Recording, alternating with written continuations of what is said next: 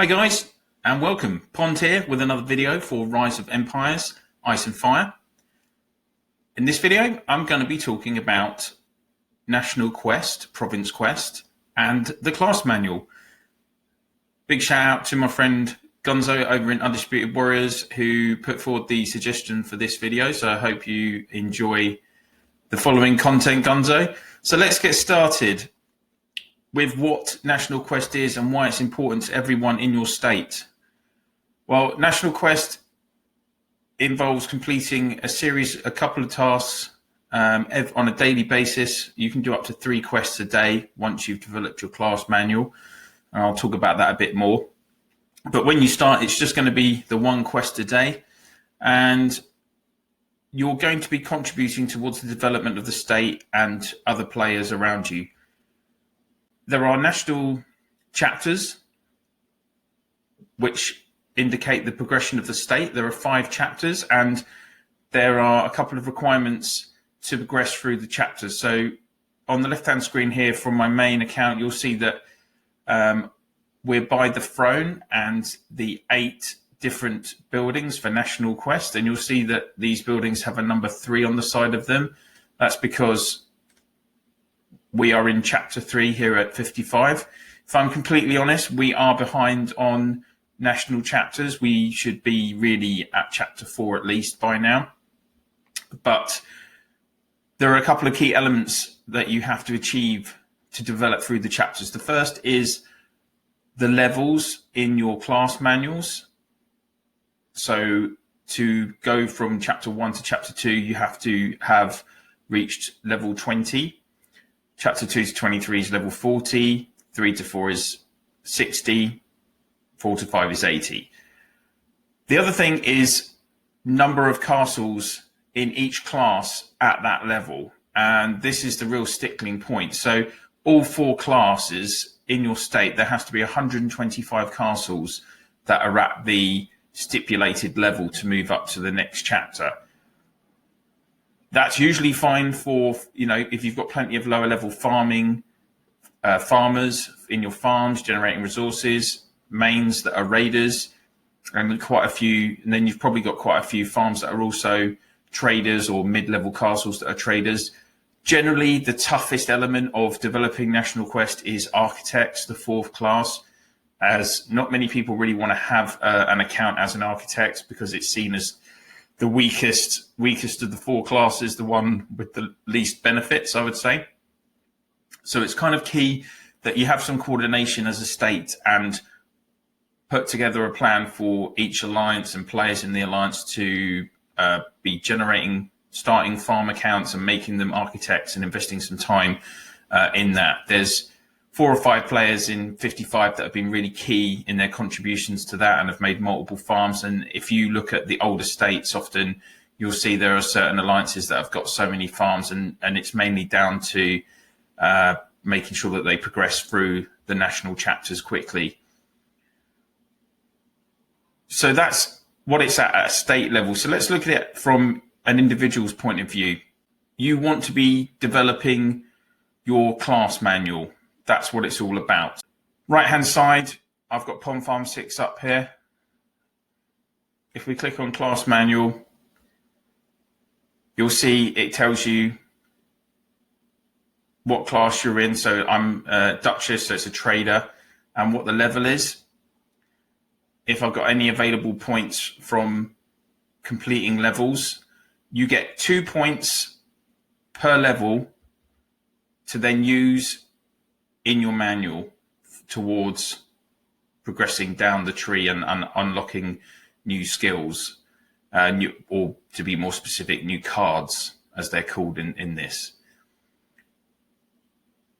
I will come back to the manual in a little bit, but how do you actually go on a national quest? Well, as I say, as you progress through your manual, initially you just do 1 a day, then you can do 2, and towards the end you can do even 3. To activate on a quest, what you would do is you can either click on your castle in your castle and click Province Quest, and that will take you to the quest pages. Or if you're out on the map, you can come to the throne and click on any of the buildings and click view, and that will also take you to the quest page for that corresponding building.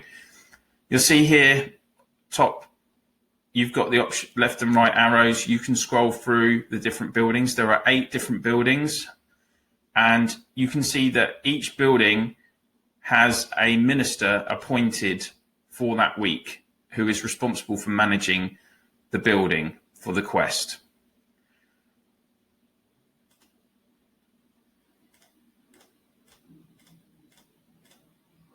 So that's your 8 different buildings. You'll notice beneath the player avatars that we have some icons here, and these are cards. The minister places cards every day in their building, and these cards are going to provide buffs, bonuses to the missions that are taking place in the building that day. So as you can see, for instance, on the left here, Nafina, her cards are giving, there are 3 different buffs that they can give. There's time reduction so that the quests will be completed quicker. So her cards are giving, reducing the quest time by 20%. EXP, that's the extra experience points going towards you as an individual after for completing that quest, so that you can level up your class manual quicker. So anyone going to the custodian's base to do a quest, Nafina is giving people a 15% extra XP with that. And then the last icon represents national points.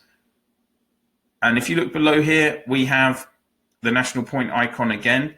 Each day, the more you can get bonus experience points depending on the amount of people that have visited that specific building and completed quests. And there are 3 levels of bonus points: level C, level B, and level A. Level A gives 20,000 bonus points. So and you'll get those after reset. So if you ever see in your mail that you've got bonus XP for completing a national quest, that's because you've either reached level C, B, or A in that building. And these figures here are the national quest points that have to be obtained. So we have to hit 43,130 to get the top level of 20,000 bonus XP for the day. As we scroll down, you'll see that there are various options here, and these are different quests available that have different run times, giving different amounts of XP experience as the rewards, and different amounts of national points as well. So the longer the quest, the more XP and national points will be obtained.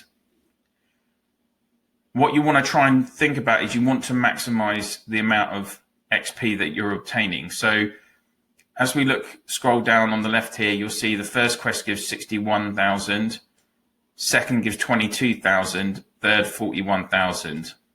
This fourth one here with the icon, this is available for, let me just show you on this one. So this is available for people that are doing Royal Prestige. It's something that's been added in new with the update. I'm guessing the developers are trying to again encourage people to do the update.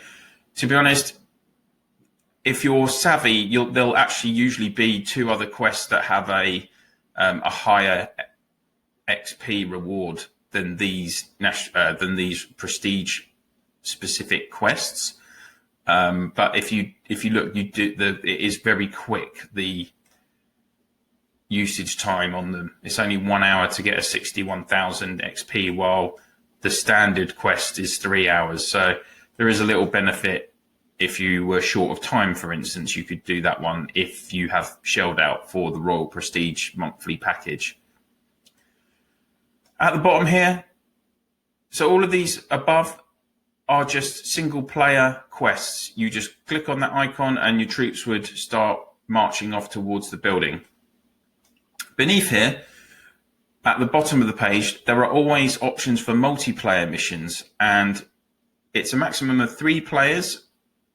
The more players that join, the better the rewards. So here we are, 3-player mission, 95k experience, more than what you can get in any of the missions above.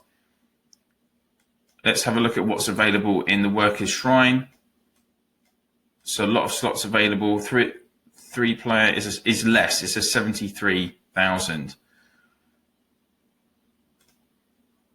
It's worth checking the different buildings. So if you look here, for instance, you'll have to check as well what these missions are, who these missions are for, because they are class dependent. So encouragement is for Duchess, which is traders. Overall management, as you can see, is architect. So craftsman class. You'll also have Siege Master for raiders. And you will have agricultural scholar for farmers. So you'll always need to make sure that you are selecting the correct quest for your type, for your class type as well. Quick tip regarding these multiplayer missions. As you can see, you really want to get the benefit of having 3 players joining you on that mission. And those players have to join within 30 minutes of marching to the building. So it's not unlimited. They can't just join whenever they want. To encourage players to join your national quest, the best advice I can give is you can pop it in your alliance chat, or as we're going to see here from the province chat for the day from 55, you'll see that players are sharing the building location and then adding the player type that they're looking for. So Darth, there about an hour or 2 hours ago, he wanted 2 raiders to join him at the Imperium Vault. And let's have a look if he was, yeah, so he was successful. 2 players have joined in there. Those 3 players are all going to be gaining 109,000 XP each, which is the highest level you can gain, highest amount you can gain from these quests.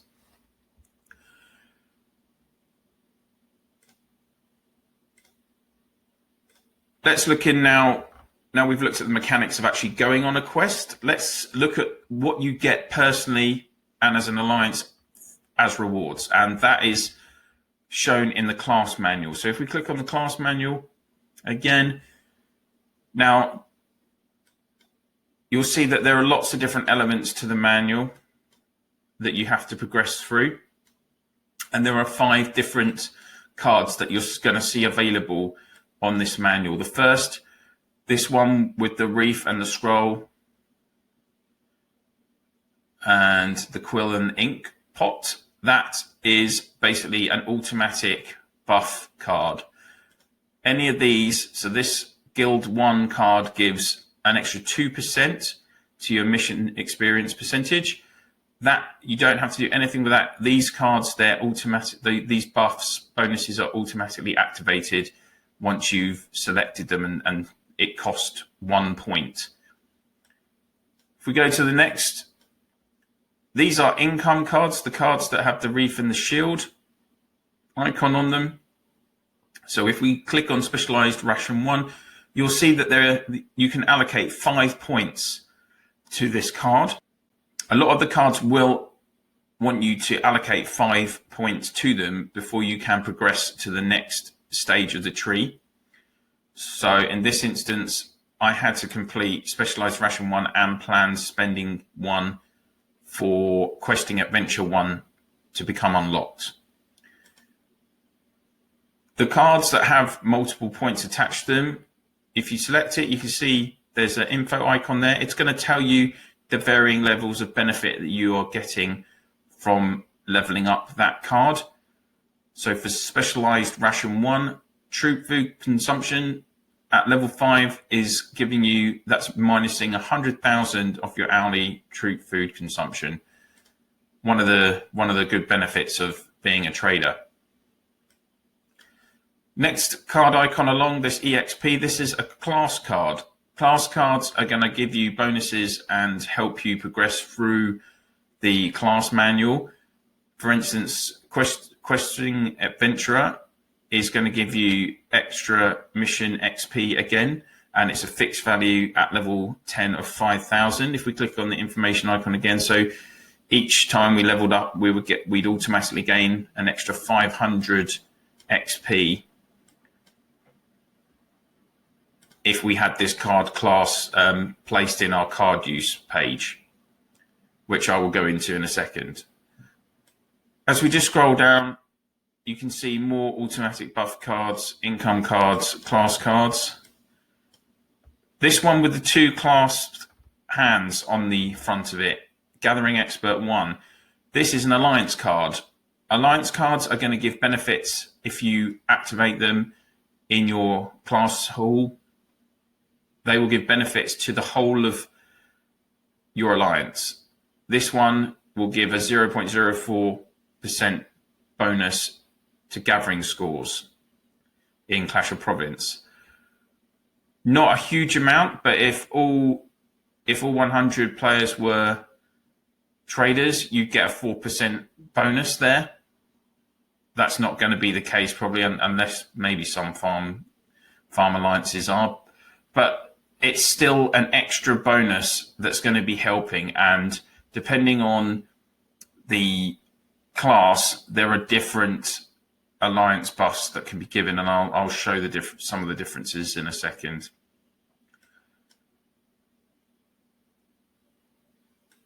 The last icon is this one here, which has an opening scroll with a helmet in the middle of it, and these give extra card slots in your card use options.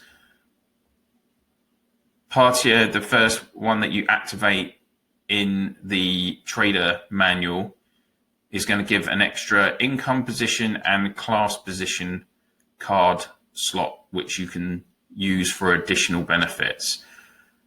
There are only a few of these as you go through the manual, but obviously the more cards you can have in use at any one time, the more benefits you're going to be experiencing. So it is key to develop down to here.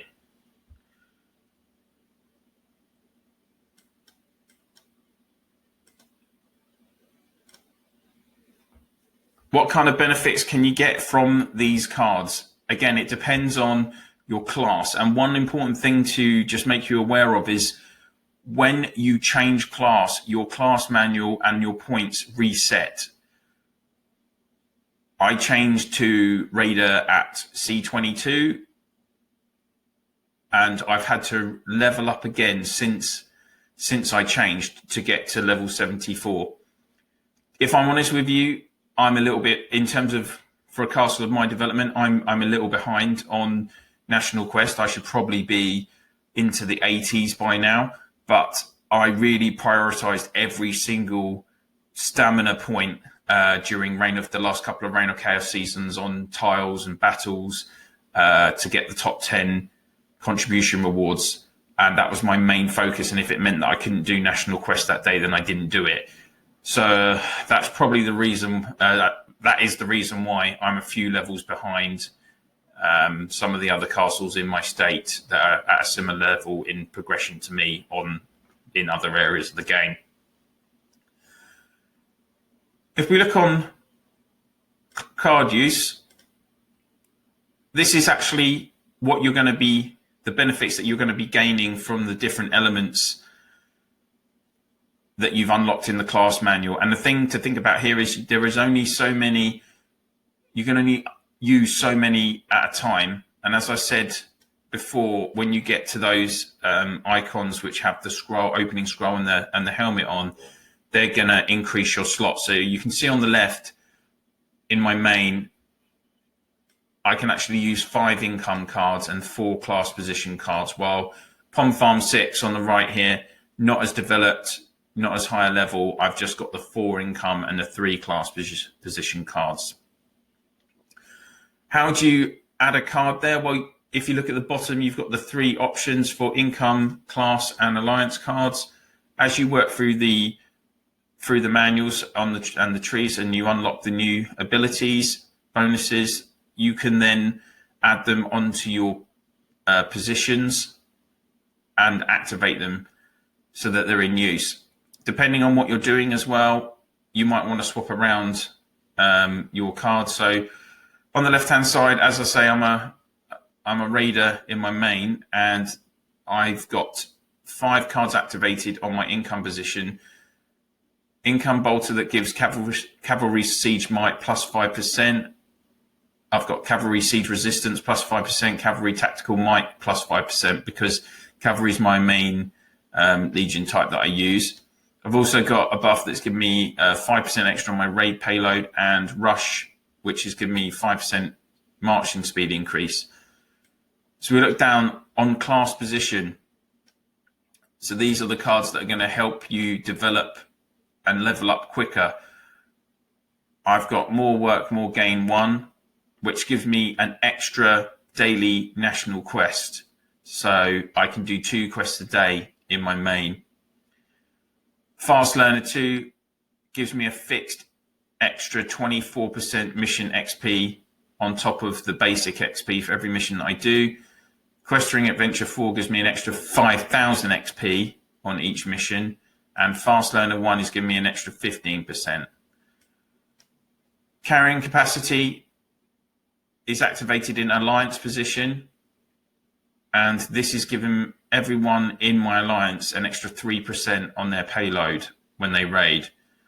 And then general position is kind of like a wild card position. You can place any card there that you want to use extra. So I've put Rush 2, which gives me which is an income card, and that's given me an extra 10% marching speed. If we look across in Pom Farm 6, just quickly, you can see that the income position cards I've got here are giving me buffs. So my troop food consumption is minus 100,000 per hour. Lumber is minus 100,000. Support payload, an extra 10,000. And I've put the gathering score increase in. I've then got also another gathering expert card in my alliance position, and we've got similar class position cards to my main. General position, my wild card, I've put artisan craftsmanship. That's given me an extra 5,000 gold per hour gold production. But you can scroll across the bottom here and choose any card. So if I wanted to change and pop a build incentive building card in class position, I would just click up the top there. Oh, sorry, it's an income card. We would just click on which other one I'd want to replace. It'll swap them around, and then you just click save. After saving, the effect will take place and no more changes for today. So you can only make 1 change a day, guys. All right. Let's just pop that back up. And there are loads, as you work, I'm not going to go through every individual benefit on the class manuals, otherwise we'll be here all day.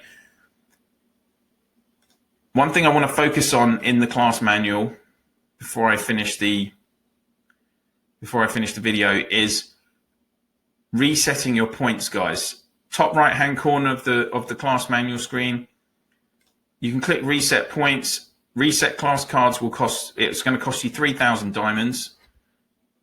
After reset, you cannot save class cards for that day, and already used cards will also be recalled. So for the day that you reset your points, you're not going to have any, these cards are removed from their positions. You have to come back after reset to put them back again. Why would you want to reset your points? Well, it's all about manual development, your class level development again. If you look here, as I mentioned earlier, most of these will require you to just put 5 points onto them to then progress to the next element in the tree. If you look here on Questing Adventure 1, I've actually spent 10 of my points on this, and it's given me 5,000 extra XP because I have it activated in the class position in my card use page. As we go down, let's have a look at Questing Adventure 2. if I had 10 points, this is also the same. It gives 5,000. But the further after that, the further you go down, Questing Adventure 3, if you max that, it gives 12,500. Same for 4, but then when you get to 5, that would give you up to 60,000. Huge increase there. And you wouldn't want to actually use Questing Adventures 1 and 2 if you had 10 points allocated to them, because you're going to be using the higher level of Questing Adventures because they're giving you much greater rewards by having them in place in your class position, which again, remember, you don't have a lot of options to put in there. So why reset your points? Well, we're actually going to do that now. In Pond Farm 6, I've got 6 points available already anyway from leveling up. And if you look right now, I'm currently on the right-hand strand here. I'm down to Inspire Recruitment 1. And on the left, I'm at Incentive Technology Research 1. But if we reset the points, there we go. And I'm just going to have to fill the manual now. All right, guys, so I've gone through the class manual and got back down to the similar area as where I was before. If you look on the left, I've actually managed to progress this chain down and unlock Inspire Wisdom 1 and Fast Learner 2. And I still have 16 points left. So what I'm going to do here is I'm going to max out Questing Adventurer 4. That's going to give me a fixed value of 12,500 extra XP every time I do a mission. And another key class card here, Fast Learner 2, as you're going to see, I'm going to max this all 10 points, and that's going to give me 40% bonus for each mission that I complete. If we just compare that to Fast Learner 1, the maximum you can get from this is 30%. So that's why it's worth resetting your points periodically through when you get to these new class cards. Most important one for anyone that's around level 50 is here. More work, more gain 1. This is the card that if you gain this and you activate it in your class position, as I do in my main here, that's going to give you the second daily quest. That's going to allow you to go on a second daily quest, and your progression then can rapidly accelerate through the class manual because you can do double the amount of quests. Simple. If we just scroll down further onto the higher levels, you'll also see that there is a more work, more gain 2, which will allow you to go on another.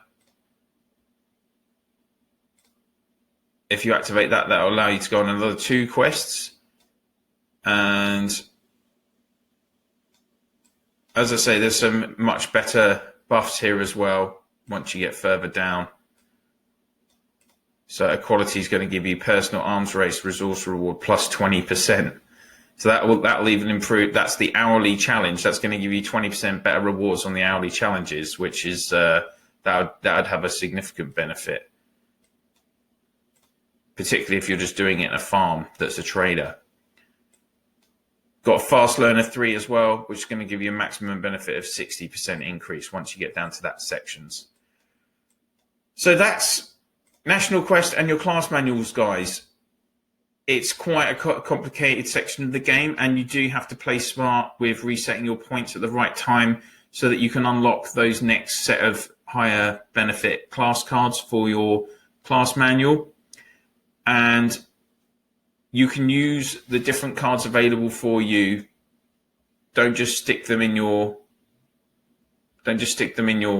card use page and leave them. Have a look at what you've unlocked and what benefits it can give.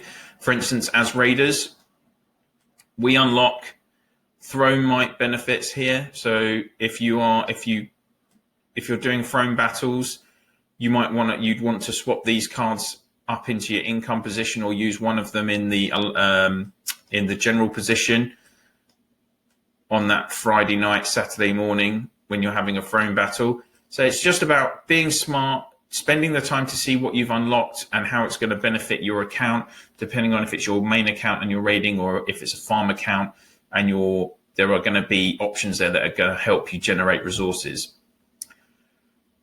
That's everything for the video today, guys. Thank you very much for watching. I really appreciate all the support for the channel. Please do continue to subscribe, ring that bell, like, and place any comments below that you may have. And I will see you soon.